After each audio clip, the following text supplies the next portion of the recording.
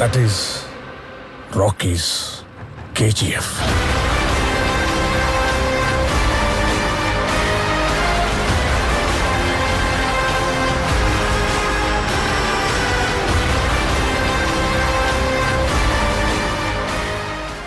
ഞാൻ ഭയങ്കര എക്സൈറ്റ്മെന്റിലാണ്. നമ്മൾ പല ചാർട്ടേഡ് അക്കൗണ്ട്സുമായിട്ട് സംസാരിച്ചിട്ടുണ്ട്. ഇന്നത്തെ ഒരു പ്രത്യേകത എന്ന് വെച്ച് കഴിഞ്ഞാൽ ഞാൻ ഇരിക്കുന്നത് സാധാരണ നമ്മൾ സ്റ്റുഡിയോയിലാണെങ്കിൽ ഇന്നിരിക്കുന്നത് ഒരു റെസ്റ്റോറൻറ്റിലാണ്. നിങ്ങൾക്കൊക്കെ അറിയാവുന്ന കുബാബയുടെ കോഴിക്കോടുള്ള റെസ്റ്റോറൻറ്റിലാണ്, ബ്രാഞ്ചിലാണ്. അപ്പോൾ എൻ്റെ എക്സൈറ്റ്മെൻറ്റ് എന്ന് വെച്ച് കഴിഞ്ഞാൽ ഒന്ന് ഞാനൊരു ചാർട്ടേഡ് അക്കൗണ്ട് സംസാരിക്കുന്നു. അദ്ദേഹം ഒരു ബിസിനസ് മൈൻഡ് സെറ്റുള്ള ആളും കൂടെയാണ്.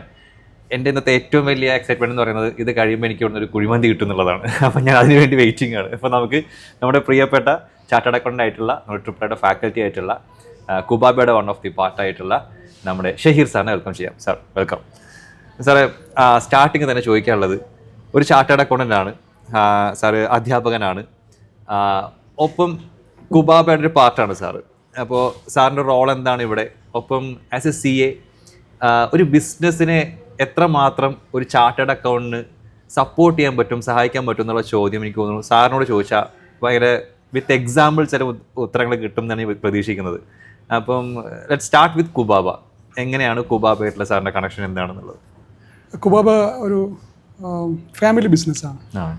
ബ്രദേഴ്സ് ഇൻവോൾവ് ചെയ്യുന്നൊരു ബിസിനസ്സാണ്. ഞാൻ ചാർട്ടേഡ് അക്കൗണ്ടൻ്റ് ആയതുകൊണ്ട് തന്നെ അവരുടെ ഡിസിഷൻ മേക്കിങ്ങിലും ഉള്ള കാര്യങ്ങളിലൊക്കെ എനിക്ക് അവരെ ഹെൽപ്പ് ചെയ്യാൻ പറ്റുന്നുണ്ട്. ഒരു ബിഗ് പ്രൊജക്റ്റ് ആയിരുന്നു കുബാബ.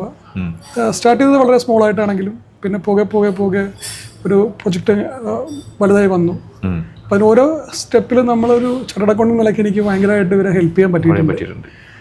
കുബാബയുടെ ഒരു സ്റ്റാർട്ടിങ് എനിക്ക് തോന്നുന്നു ആലപ്പുഴയിൽ നിന്ന് സ്റ്റാർട്ട് ചെയ്തിട്ട് ഇപ്പം 3 അങ്ങനെയല്ലേ? അങ്ങനെയാണ്. അപ്പോൾ ആലപ്പുഴയിലാണ് ഞങ്ങൾ ആദ്യം സ്റ്റാർട്ട് ചെയ്യുന്നത്.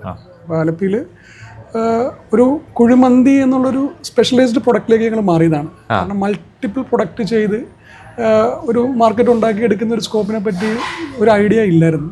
ഇത്രയും പ്രൊഡക്റ്റുകൾ കൊണ്ടുവന്ന് കയറി നമുക്കൊരു പ്രൊഡക്റ്റിലോട്ട്. അപ്പോൾ അതിന് പകരം ഞങ്ങൾ നോക്കിയത് ഏതെങ്കിലും ഒരു അന്ന് ട്രെൻഡിങ് നിൽക്കുന്ന ഒരു സ്പെഷ്യലൈസ്ഡ് പ്രൊഡക്റ്റ് നമുക്ക് എവിടെയെങ്കിലും എന്തെങ്കിലും ഒരു പ്രൊഡക്റ്റ് എടുക്കണം. അപ്പം അങ്ങനെ നമ്മൾ കൊണ്ടുവന്ന പ്രൊഡക്റ്റാണ് കുഴിമന്തി. ഞങ്ങൾ പല രീതിയിലും കുഴിമന്തിയുടെ ബിസിനസ് ആലപ്പിക്ക് കൊണ്ടുവരാൻ ശ്രമിച്ചായിരുന്നു. വലിയ ബ്രാൻഡുകളായിട്ടുള്ള കൊച്ചിയിലെയും കോഴിക്കോട്ടെയും വലിയ ബ്രാൻഡുകളോടൊക്കെ നമ്മൾ അവരുടെ ഫ്രാഞ്ചൈസികൾ നമ്മൾ ചോദിച്ചിട്ടുണ്ട്. പക്ഷേ അതൊന്നും ത്രൂ ആയില്ല. പിന്നെ ഞങ്ങളൊരു മീറ്റിങ്ങിൽ ഞങ്ങൾ തീരുമാനിച്ചു നമുക്ക് ഓൺ ബ്രാൻഡ് നമുക്കൊന്ന് ക്രിയേറ്റ് ചെയ്ത് നോക്കാം. അല്ലാതെ നമുക്കിനി എപ്പോഴും അല്ലെങ്കിൽ ഒരു ഫ്രാഞ്ചൈസി എടുത്താലും കുറേ കമ്മിറ്റ്മെൻറ്റ് അവരുമായിട്ടൊക്കെ ഉണ്ടാവും. ഞങ്ങളൊരു ഓൺ ബ്രാൻഡ് ക്രിയേറ്റ് ചെയ്യുന്നൊരു ലക്ഷ്യത്തിലാണ് ഞങ്ങൾ കുബാബ എന്ന് പറയുന്ന ഒരു ബ്രാൻഡ്, കുഴിമന്തി ബ്രാൻഡ് ആലപ്പിയിൽ സ്റ്റാർട്ടാകുന്നത്. അത് സ്റ്റാർട്ടാകുന്നത് ട്രിവാൻഡ്രത്തുള്ളൊരു ബേസിലാണ്. എന്ന് വെച്ചാൽ ഞാൻ ട്രിപ്പിളയുടെ ഒരു ക്രാഷ് കോഴ്സ് എടുക്കാൻ ട്രിവാൻഡ്രത്ത് എത്തിയിട്ടുണ്ടായിരുന്നു 2020. ആ സമയത്താണ് നമ്മളുടെ മാർക്കറ്റിംഗ് ഹെഡായിട്ടുള്ള വൈശാഖ് എൻ്റെ അടുത്ത് പറയുന്നത് ഒരു മന്തി നമ്മുടെ ഉണ്ട്, നമുക്കതൊന്ന് പോയി കഴിക്കാം, ഇഷ്ടാവും എന്നൊക്കെ പറഞ്ഞു. അപ്പോൾ പക്ഷേ അറിയില്ല, ഞാനൊരു കുഴിമന്തിയുടെ ഒരു പ്ലാനിൽ നിൽക്കുകയാണെന്നും അറിയില്ല. അങ്ങനെ ഞാൻ പോയി അവിടെ പോയി മന്തി കഴിക്കുന്നു, എനിക്ക് ഇഷ്ടപ്പെടുന്നു. അപ്പം അങ്ങനെ ആ ഒരു ടേസ്റ്റിൻ്റെ ഒരു ഇതാണ് ഞങ്ങൾ ഇങ്ങോട്ട് കൊണ്ടുവന്നതും. കുഴിമന്തിയുടെ ഐഡിയ അതിന് മുമ്പേ ഉണ്ട്. റീസൺ എന്ന് വെച്ചാൽ ഒരു സ്പെഷ്യലൈസ്ഡ് പ്രൊഡക്റ്റ് വേണം. മൾട്ടിപ്പിൾ പ്രൊഡക്റ്റ് ചെയ്തിട്ട് എല്ലാ പ്രൊഡക്റ്റിനും ടേസ്റ്റ് കൊടുത്ത് അതൊരു കോംപ്ലിക്കേഷൻ ആയിട്ടുള്ള ഒരു ലെവലാണെന്ന് എനിക്കറിയാം. അപ്പം അതിന് പകരം ഏതെങ്കിലും സ്പെഷ്യലൈസ്ഡ് പ്രൊഡക്റ്റ് എടുക്കുക, അതിൽ തന്നെ ഏറ്റവും നല്ല സാധനം കൊടുക്കുക, നല്ല ക്വാളിറ്റിയിൽ കൊടുക്കുക, ബെസ്റ്റ് പ്രൈസിൽ കൊടുക്കുക, ഇതൊക്കെയായിരുന്നു ഞങ്ങളുടെ ആഗ്രഹം. അപ്പം അങ്ങനെ ഞങ്ങൾക്ക് ലൊക്കേഷൻ കിട്ടി ആലപ്പിയിൽ. ആ ലൊക്കേഷൻ കിട്ടിയപ്പോൾ അവിടെ ഒരു കുഴിമന്തിക്ക് പ്ലേസ് ചെയ്യാൻ പറ്റുന്നൊരു ലൊക്കേഷനാണ് ഞങ്ങൾക്ക് കിട്ടിയത്. അങ്ങനെ ഞങ്ങൾ ടേസ്റ്റ് ഹണ്ട് ചെയ്തുകൊണ്ടിരിക്കുകയായിരുന്നു. ഞങ്ങൾ ബ്രദേഴ്സ് ആണെങ്കിലും എല്ലാവരും ടേസ്റ്റ് ഹണ്ടിങ്ങിലായിരുന്നു. അപ്പോൾ ട്രിവാൻഡ്രം ടു കണ്ണൂർ വരെയുള്ള എല്ലാ സ്ഥലങ്ങളിലും പോയി ഞങ്ങൾ മന്തി കഴിച്ചിട്ടുണ്ട്. അത് മോർണിംഗ് ഒരു 4 മണിയാകുമ്പോൾ ഞങ്ങൾ ഇറങ്ങും, എന്നിട്ട് മന്തി കഴിക്കും. ഈ വീക്കെൻഡ്സ് ഒക്കെ ഉണ്ടാവും, പ്രാക്ടീസ് ഒന്നും ഇല്ലാത്ത സമയത്ത് വീക്കെൻഡ്സിൽ ഞങ്ങൾ ഇറങ്ങും. എന്നിട്ട് ഞങ്ങൾ മന്തി കഴിക്കാൻ പോകും. ഓരോ സ്ഥലങ്ങളിൽ പോയി മന്തി കഴിക്കും. മന്തി കഴിച്ചിട്ട് അവിടെ ഞങ്ങൾ സംസാരിക്കും. അപ്പം അങ്ങനെ പല കടകളിലും മലപ്പുറത്തുള്ള ഷോപ്സിലൊക്കെ ഞങ്ങൾ പോയിട്ട് അവരുടെ ഫ്രാഞ്ചൈസി ചോദിച്ചിട്ടുണ്ട്. അപ്പോൾ അവരങ്ങനെ ഫ്രാഞ്ചൈസി മോഡലല്ല, അവർക്ക് ഓൾറെഡി ബ്രാൻഡുകളുണ്ട്. എറണാകുളത്ത് വലിയ ബ്രാൻഡ് അവരുടേതാണെന്നുള്ള രീതിയിലുള്ള ടോക്കൊക്കെ വന്നു. അപ്പം അങ്ങനെ കുറേ നാൾ കഴിയുമ്പോൾ ഞങ്ങൾക്ക് മനസ്സിലായി ഒരു ഫ്രാഞ്ചൈസി കിട്ടാനോ അല്ലെങ്കിൽ ഒരു ബ്രാഞ്ചോ അല്ലെങ്കിൽ അത് കിട്ടില്ല, ഫ്രാഞ്ചൈസി വരാൻ ചാൻസ് ഇല്ല എന്നുള്ളൊരു പോയിന്റ് എത്തിയപ്പോൾ സ്വന്തമായിട്ട് ഓൺ ബ്രാൻഡിന്റെ ഒരു തീരുമാനത്തിലേക്ക്.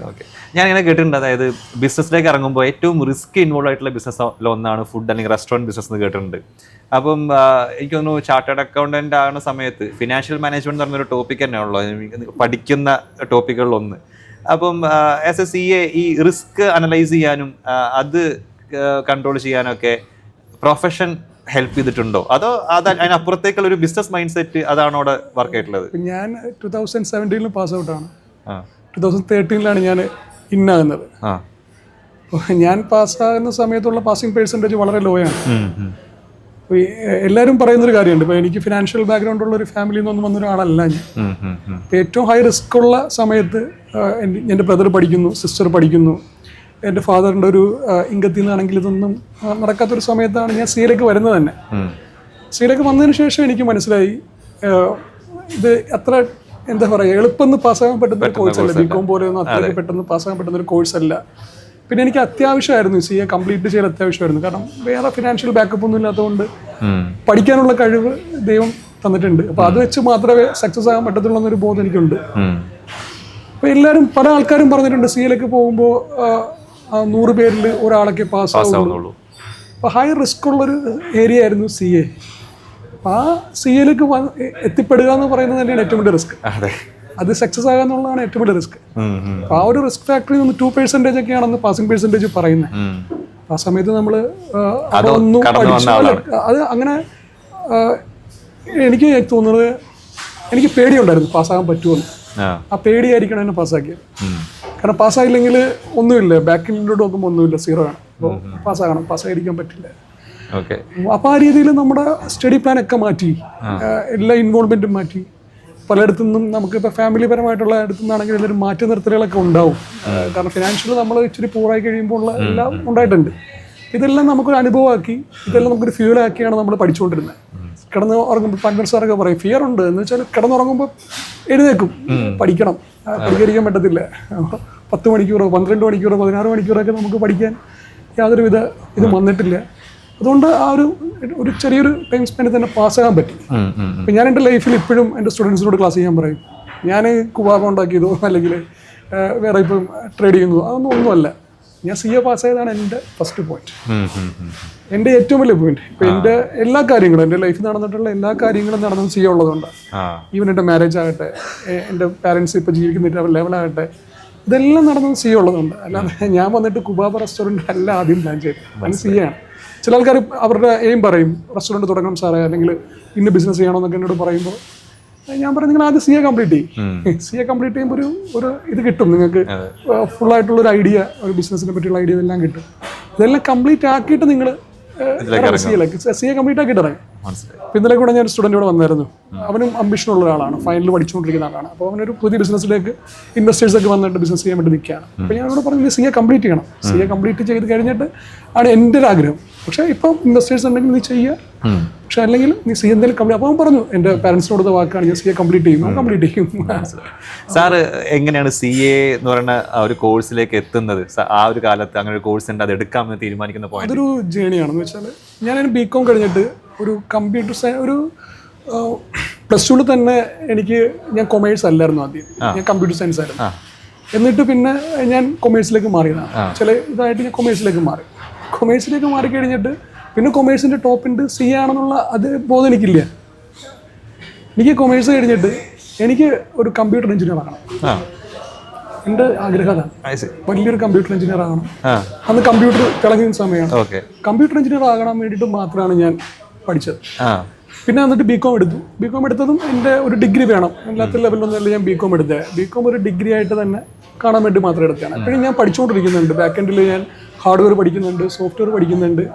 എനിക്ക് എഞ്ചിനീയർ ആകണം, കമ്പ്യൂട്ടർ എഞ്ചിനീയർ ആകണം. ബട്ട് ഞാനത് നേരെ കമ്പ്യൂട്ടർ അത് കഴിഞ്ഞിട്ട് ഞാൻ NIT എന്ന് പറഞ്ഞ ഇൻസ്റ്റിറ്റ്യൂട്ടിൽ കമ്പ്യൂട്ടർ എഞ്ചിനീയറിംഗ് പഠിച്ച് അവിടെ തന്നെ ഞാൻ പഠിപ്പിക്കാൻ കയറി ആലപ്പിയിൽ. ജസ്റ്റ് ഒരു എനിക്ക് എൻ്റെ ലാംഗ്വേജുകൾ റെഡി ആകാൻ വേണ്ടിയിട്ട് PHP അന്ന് വന്നിട്ടുണ്ട്. അപ്പോൾ എല്ലാ ലാംഗ്വേജും ഒന്ന് .NET അപ്പോൾ ഞാൻ ചെറുതായിട്ട് പഠിപ്പിച്ചു തുടങ്ങി. അപ്പോൾ പഠിപ്പിക്കുമ്പോൾ ഇത് ക്ലിയർ ആകുന്നുള്ളൊരു ബോധം ഉള്ളതുകൊണ്ട് ഞാൻ പഠിപ്പിച്ചു തുടങ്ങി. പക്ഷേ എനിക്ക് അവിടെ നിന്ന് മനസ്സിലായി ഒരു എംപ്ലോയി ലെവലിൽ എനിക്ക് ഒരിക്കലും വർക്ക് ചെയ്യാൻ പറ്റില്ല എന്നുള്ളത് എനിക്കന്ന് മനസ്സിലായി. കാരണം ചില അനുഭവങ്ങൾ, കാരണം ഞാൻ അന്ന് ഒരു എമൗണ്ടിന് വേണ്ടി ഒന്നും അല്ല പഠിപ്പിച്ചു തുടങ്ങി. അവിടെ നിന്ന് കിട്ടുന്ന അനുഭവങ്ങൾ നമുക്ക് ടോട്ടലി നെഗറ്റീവായിരുന്നു. അങ്ങനെ MCA എടുക്കണമെന്നുള്ള ആഗ്രഹമായി. MCA എടുക്കണം, ഇതിൻ്റെ കൂടെ MCA എടുക്കണമെന്നുള്ള ലെവലിലാണ് നിന്നത്. പക്ഷേ ആ സമയത്ത് എൻ്റെ മെൻറ്റർ എന്നെ സിയിലേക്ക് കൊണ്ടുവന്നത് അഗേഷ് ദാസ് എന്ന് പറഞ്ഞിട്ട്, കണ്ണേട്ടൻ ഞാൻ വിളിക്കുന്നത്. അപ്പോൾ അഗേഷ് ഏട്ടനാണ് എന്നെ സിയിലേക്ക് കൊണ്ടുവരുന്നത്. എന്നെ +2 പഠിപ്പിച്ച എൻ്റെ സാറാണ്. +2 പഠിപ്പിക്കുകയെന്ന് വെച്ചാൽ ട്യൂഷൻ പഠിപ്പിച്ച സാറാണ്. ട്യൂഷൻ സാർ ഇന്നും എൻ്റെ ഏറ്റവും അടുത്ത സുഹൃത്തും വഴികാട്ടിയും എല്ലാം കണ്ടിട്ടാണ്. സാറ് +2 സയൻസ് ആയിരുന്നു. സയൻസ് അല്ലായിരുന്നു, ഞാൻ കൊമേഴ്സിലോട്ട് മാറി. കൊമേഴ്സിന് ട്യൂഷനൊക്കെ പോയി ഞാൻ അങ്ങനെ ഇദ്ദേഹത്തെ പരിചയപ്പെടുന്നത്. കണ്ണേട്ടൻ എപ്പോഴും എൻ്റെ അടുത്ത് CPT ഒക്കെ പഠിക്കാൻ പറയും. അപ്പോൾ എനിക്ക് അങ്ങനെ CPT ഒക്കെ പോകാൻ ആഗ്രഹമില്ല. എനിക്കൊരു ഡിഗ്രി എടുക്കണം, ഡിഗ്രി എങ്ങനെയെങ്കിലും പോയി ഒരെണ്ണം എടുക്കണം, എന്നിട്ട് കമ്പ്യൂട്ടർ എഞ്ചിനീയറിംഗ് അല്ലെങ്കിൽ ആ ഒരു ലെവലിലോട്ട് ഒരു എഞ്ചിനീയറായി മാറണം. കാരണം എൻ്റെ ഒരു ആഗ്രഹം എന്ന് വെച്ചാൽ ആ വലിയ ആഗ്രഹമൊന്നുമില്ല, ഒരു ചെറിയ ആഗ്രഹം, ടെക്കിയായിട്ട് വർക്ക് ചെയ്യണം. ആ സമയത്ത് ആ ഒരു ബൂമായിരുന്നു. അതിനുശേഷം ഞാൻ ഈ ഡിഗ്രി കഴിഞ്ഞു, ഇങ്ങനെ പഠിപ്പിക്കാൻ കയറി കഴിഞ്ഞപ്പോൾ എനിക്ക് കുറച്ച് നെഗറ്റീവായിട്ടുള്ളൊരു ഇതുണ്ടായി കഴിഞ്ഞപ്പോൾ ഞാൻ അകേഷ് ചേട്ടൻ്റെ അപ്പോൾ അവിടെ ട്യൂഷൻ ക്ലാസ് തുടങ്ങി അവിടെ ആ സമയത്ത്. എന്നിട്ട് ഞാൻ കണ്ണേട്ടനെ കണ്ട് സംസാരിച്ച വഴിക്കാണ് കണ്ണേട്ടൻ പറയുന്നത് CA കോഴ്സ് എന്തുകൊണ്ട് ചൂസ് ചെയ്തുകൂടാ, അപ്പോൾ കണ്ണേട്ടൻ ഫൈനൽ പഠിക്കുകയാണ്, CA എന്തുകൊണ്ട് ചൂസ് ചെയ്തുകൂടാ. അങ്ങനെ കണ്ണേട്ടൻ ചോദിച്ചപ്പോൾ ഞാൻ വീട്ടിൽ കണ്ണേട്ടൻ എന്നപ്പോൾ പറഞ്ഞ് മനസ്സിലാക്കി ഒരു 3 കൊല്ലം 4 കൊല്ലം എടുക്കുന്ന കോഴ്സ്. അങ്ങനെയല്ല, 4 കൊല്ലം എടുക്കും എന്നൊക്കെ പറഞ്ഞു. അപ്പോൾ ഞാൻ വിചാരിക്കുന്ന ഒരു 3 കൊല്ലം കൊണ്ടൊക്കെ ഡിഗ്രി ഇവിടെ കംപ്ലീറ്റ് ആവും. ഞാൻ വീട്ടിൽ പോയിട്ട് ഉമ്മ അടുത്തൊക്കെ പറയുന്നു 3 കൊല്ലം കൊണ്ട് കംപ്ലീറ്റ് ആവും. അപ്പോൾ അവർക്കും വലിയ ഐഡിയ ഒന്നുമില്ല CA എന്താണെന്ന് അവർക്കറിയില്ല. മോൻ പഠിക്കാൻ പറയുന്നു, പഠിപ്പിക്കാനുള്ളൊരു എന്താ വെച്ചാൽ അവർക്കൊരു ഇതുണ്ടായിരുന്നു, പഠിപ്പിക്കണം, പിള്ളേരെ പഠിപ്പിക്കണം എന്നുള്ളൊരു. അങ്ങനെയാണ് ഞാൻ CA വരുന്നത്. ആ ഒരു മൊമെന്റിലാണ് CA ഞാൻ കയറുന്നത്. ആൻഡ് ഇത് എത്തിന് ശേഷം പല റിയലൈസേഷൻ ഉണ്ടാവുമല്ലോ. ഇപ്പോൾ സാറ് പറഞ്ഞ പോലെ ഇതങ്ങനെ ഈസി ആയിട്ട് പാസ്സാകാൻ പറ്റുന്ന ഒന്നല്ല. പരീക്ഷ എഴുതി തുടങ്ങുമ്പോഴായിരിക്കും ഇതിൻ്റെ ടഫ്നെസ് ശരിക്കും നമുക്ക് ഗ്രാവിറ്റി മനസ്സിലാവുന്നത്.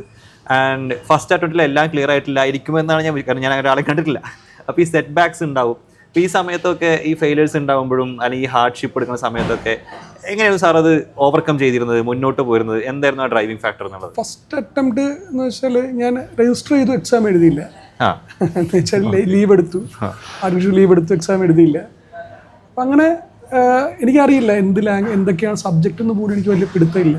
കാരണം ഈ ഡിഗ്രി കഴിഞ്ഞ് വന്ന ഉഴപ്പ് ഞാൻ അവിടെ ചെയ്തിട്ടുണ്ടായിരുന്നു. ആർട്ടിഫിഷ്യപ്പിന് എൻ്റെ കൂടെയും വന്നിരിക്കുന്നത് കുറച്ച് ഡിഗ്രി കഴിഞ്ഞ് വന്ന ആളുകളുണ്ട്. ഇവരുമായിട്ടൊക്കെ ഒരു കമ്പനിയൊക്കെ അടിച്ച് ആ രീതിയിൽ പോയി. ഇപ്പോൾ എപ്പോഴും നമ്മൾ ഒരു പോസിറ്റീവ് ഫാക്ടർ വരുന്നതെന്ന് വെച്ചാൽ പലരുടെയും നെഗറ്റീവ് വേർഡുകളാണ്.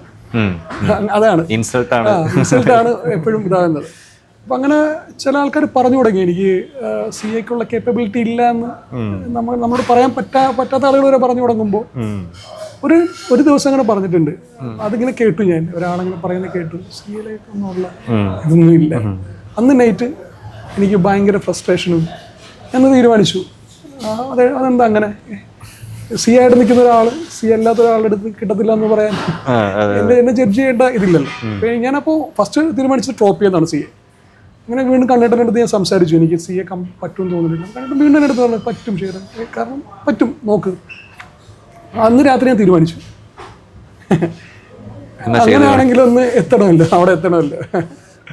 അപ്പോൾ തീരുമാനിച്ചു ഇനി പഠിക്കൽ മാത്രം, പിന്നെ ഒന്നുമില്ല. പിന്നെ അത് കഴിഞ്ഞിട്ട് ഉഴപ്പിയിട്ടില്ല. ക്ലാസ്സുകൾ continuous class, Monday to Friday articleship, Saturday Sunday class. Kochi പോകുന്നു, ക്ലാസ് അറ്റൻഡ് ചെയ്യുന്നു, കോട്ടയം പോകുന്നു, ക്ലാസ് അറ്റൻഡ് ചെയ്യുന്നു. അപ്പോൾ അങ്ങനെ 7 ദിവസവും ബിസിയാണ്. 5 ദിവസം ആർട്ടിക്കിൾഷിപ്പിന് പോകും, 2 ദിവസം ക്ലാസ്സിന് പോകും. ഓക്കെ. അങ്ങനെ ആഫ്റ്റർ ദാറ്റ് സാറ് പഠിപ്പിക്കാൻ തുടങ്ങുന്നത്, ഈ അധ്യാപനത്തിലേക്ക് വരുന്നത് എങ്ങനെയാണ്? അതിൻ്റെ ഒരു പാഷൻ? ഈ കണ്ണേട്ടൻ ആണ് എന്നെ പഠിപ്പിക്കുന്നതും. ആദ്യം കണ്ണേട്ടൻ്റെ ആ ട്യൂഷൻ സെന്ററിൽ ചെറുതായിട്ട് ഞാനൊന്ന് കമ്പ്യൂട്ടർ പഠിപ്പിക്കാൻ കയറി. പക്ഷെ അതൊന്നും സക്സസ് ആയില്ല. എനിക്ക് അങ്ങനെ അതിനകത്ത് എനിക്ക് നിൽക്കാൻ പറ്റിയില്ല. കാരണം ഞാൻ CAയിൽ പഠിച്ചു തുടങ്ങി കഴിഞ്ഞപ്പോൾ പിന്നെ ബിസിയായി. അതിനുശേഷം എന്നെ പഠിപ്പിച്ച ഫാക്കൽറ്റീസ് ഉണ്ട്. കൊച്ചിയിൽ KK സാറിനൊരു ഫാക്കൽറ്റി ഉണ്ട്, ഹരി സാറിന് കോട്ടയത്ത് ഒരു ഫാക്കൽറ്റി ഉണ്ട്, ജസ്റ്റിൻ സാറുണ്ട്, നമ്മുടെ ജസ്റ്റിൻ സാർ. ഇവരൊക്കെ കാണുമ്പോൾ ഞാൻ ക്ലാസ്സിൽ ഇരിക്കുമ്പോഴാണ് ഞാൻ ഇൻസ്പയർ ആവുകയാണ്. എനിക്ക് ക്ലാസ്സിൽ ഒരു ദിവസം ഇങ്ങനെ നിൽക്കണം, ഇങ്ങനെ ഒരു ഇതിന് മേളിൽ കയറി നിന്ന് എനിക്ക് ക്ലാസ് എടുക്കണം. അങ്ങനെയുള്ള കുറെ ആഗ്രഹങ്ങൾ എനിക്കുണ്ടായിരുന്നു. ക്ലാസ് എടുക്കുക എന്നുള്ളത് എനിക്കൊരു ആഗ്രഹമായി. ഇത് കഴിഞ്ഞിട്ട് CA കംപ്ലീറ്റ് ആയി കഴിഞ്ഞിട്ട് എന്തെന്നുള്ള ഒരു ചോദ്യം ഉണ്ടല്ലോ, എനിക്കതില്ലായിരുന്നു. പ്രാക്ടീസ് ചെയ്യും, ക്ലാസ് എടുക്കും. അപ്പോൾ അതിനുള്ള കഴിവ് എനിക്കുണ്ടോ എന്നുള്ളത് ഞാൻ ആർജിക്കുകയാണ്. എനിക്ക് എല്ലായിടത്തും ക്ലാസ്സിൽ ഞാൻ പോയിരിക്കുമ്പോൾ ഞാൻ നോട്ടൊക്കെ എഴുതുന്നത് ഫുൾ നോട്ടൊക്കെ എഴുതിയെടുക്കുന്നത്. കാരണം എനിക്കിതെല്ലാം വേണം. അതും ഡയറക്റ്റ് ടാക്സ് പഠിപ്പിക്കുക എന്നുള്ളൊരു ആഗ്രഹമായിരുന്നു. ഡയറക്റ്റ് ടാക്സ് മണി നാരായണൻ മാത്സിന്റെ ഫാക്കൽറ്റി AAA. അപ്പം മണിച്ചേട്ടൻ അന്ന് ശാരദാബി എന്ന് പറഞ്ഞൊരു ഇൻസ്റ്റിറ്റ്യൂട്ട് സ്റ്റാർട്ട് ആക്കിയിട്ടുണ്ട് ആലപ്പിയിൽ. അപ്പം അവിടെ ആദ്യത്തെ ഫാക്കൽറ്റി പുള്ളി ഞാനില്ല. അതിനുശേഷം എനിക്കൊരു ഓപ്ഷൻ കിട്ടി, പഠിപ്പിക്കുന്ന രീതിയിലൊരു ഓപ്ഷൻ കിട്ടിയപ്പോൾ അന്ന് ഡയറക്റ്റ് ടാക്സ് എടുക്കുന്ന മണിച്ചേട്ടൻ അവിടെ. പിന്നെ എനിക്ക് ചോദിക്കാൻ പറ്റത്തില്ല. അവിടെ ഉള്ളൊരു സബ്ജക്ട് കോസ്റ്റിംഗ് ആയിരുന്നു, കോസ്റ്റിംഗ് FM ആയിരുന്നു. അന്ന് കോസ്റ്റിംഗ് FM ഒരുമിച്ചായിരുന്നു. അപ്പം അങ്ങനെ മണിച്ചേട്ടൻ പറഞ്ഞത് കോസ്റ്റിംഗ് FM എടുക്കാൻ പറഞ്ഞു. മണിച്ചേട്ടനാണ് ഒരു ഈ ലെവലിലേക്ക് അല്ലെങ്കിൽ അടുത്തൊരു ഇൻസ്റ്റിറ്റ്യൂട്ട് ലെവലിലേക്ക് ഒരു ഓപ്പണിംഗ് എനിക്ക് തരുന്നത്. ഓക്കെ, ഈ കോസ്റ്റിങ്ങിനെ കുറിച്ച് പറഞ്ഞോണ്ടേ സിമ്പിളായിട്ട് ക്വസ്റ്റ്യൻ ചോദിക്കാം. ഒരു മന്തിക്ക് വിലയിടുന്നത് എങ്ങനെയാണ് എന്ന് ചോദിച്ചു കഴിഞ്ഞാൽ കോസ്റ്റിംഗ് പാക്കേജിന്റെ രീതിയിൽ എന്ന് വെച്ചാൽ ഇപ്പൊ നമ്മൾ ഇവിടുത്തെ ഒരു ഫുൾ ഫിക്സഡ് കോസ്റ്റ് നമ്മൾ അനലൈസ് ചെയ്യും. ഫിക്സഡ് കോസ്റ്റ് ഒരു എമൗണ്ട് വളരെ ഉണ്ടാകും. നമുക്കൊരു മന്ത്ലി പേയ്മെന്റ് ചെയ്യേണ്ട എമൗണ്ട്സ് ആണ്.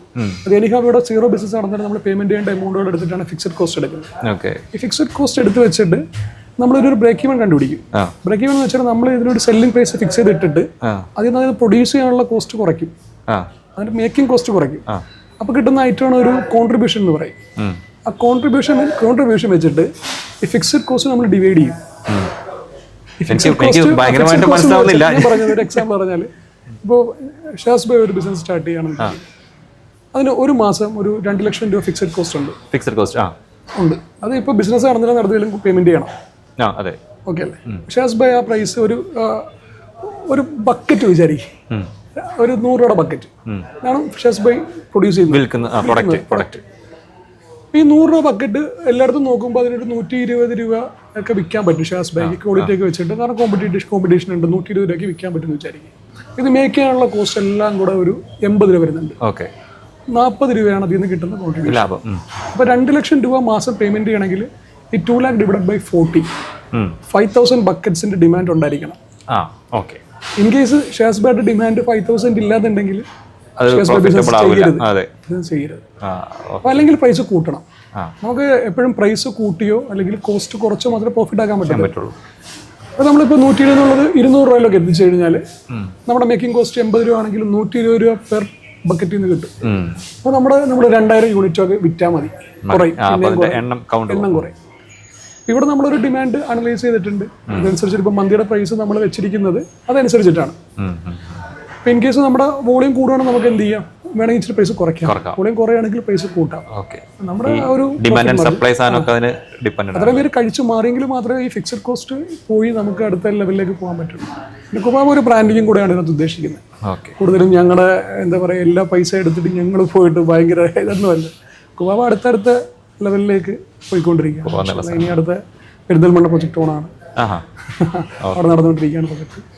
ഇവിടെ തന്നെ നമ്മൾ അങ്ങനെ റീഇൻവെസ്റ്റ്മെന്റിലാണ് റീഇൻവെസ്റ്റ്മെന്റിലോട്ട് പോകുന്നത്. സാർ, ഞാൻ നേരത്തെ റിസ്ക് ഫാക്ടറിന്റെ കാര്യം പറഞ്ഞപ്പോൾ സാറ് പറഞ്ഞ ആ പോയിന്റ് എനിക്ക് ഭയങ്കര ഇഷ്ടമായി. അതായത് ഏറ്റവും റിസ്ക് പിടിച്ചൊരു കോഴ്സ് എടുത്ത് പാസ്സായ സ്ഥിതിക്ക് റിസ്ക് അവിടെ നമ്മൾ നേരിട്ടിട്ടുണ്ട് എന്നുള്ളത്.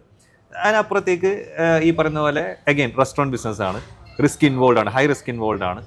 അപ്പം നിങ്ങൾ ബിസിനസ് സ്റ്റാർട്ട് ചെയ്യുമ്പോൾ ആലോചിച്ചിട്ടുണ്ടാവുമല്ലോ, അപ്പോൾ ഈ റിസ്ക് പിടിച്ച പരിപാടി തന്നെ എടുക്കാം അല്ലെങ്കിൽ അത് മാനേജബിൾ ആണ് നമുക്ക് എന്ന് തോന്നുന്നത് ഈ പ്രൊഫഷൻ്റെ ഗുണം അതിനുണ്ടോ? അഗെയിൻ അങ്ങനെ ആ തോട്ട് എങ്ങനെയായിരുന്നു, ആ റിസ്ക് ഉള്ള പണി തന്നെ എടുക്കാം എന്ന് വിചാരിക്കുന്നത്?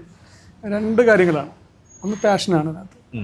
ഫുഡ് എന്ന് പറയുന്ന അതിനോട് ഞാൻ നന്നായിട്ട് ഫുഡ് കഴിക്കുന്ന ഒരാളാണ്, ടേസ്റ്റോടെ കഴിക്കുന്ന ഒരാളാണ്. ഈ ടേസ്റ്റ് ഇല്ലാതെ ഒരു പരിധിക്കപ്പുറം ഫുഡ് കഴിക്കാൻ പറ്റില്ല. എനിക്ക് റിപ്പീറ്റ് കഴിക്കാൻ പറ്റും ഫുഡ്.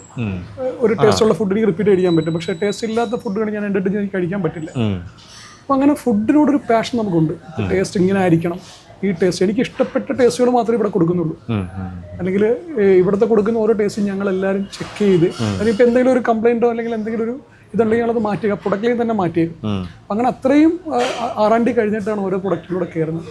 അതാണ് പാഷൻ എന്ന് പറഞ്ഞത്. 2, ഏറ്റവും കൂടുതൽ റിസ്ക് ഇൻവോൾവ് ചെയ്യുന്ന ഒരു ഏരിയയാണ് റെസ്റ്റോറൻറ്റ്. തുടങ്ങി വരുന്നപ്പോഴാണ് നമുക്ക് മനസ്സിലായത് ഇത്രയും ഫാക്ടേഴ്സ് ഇവിടെ അതിനകത്ത് കളിക്കുന്നുണ്ട്, റിസ്ക് ഫാക്ടറിനകത്തുണ്ട്.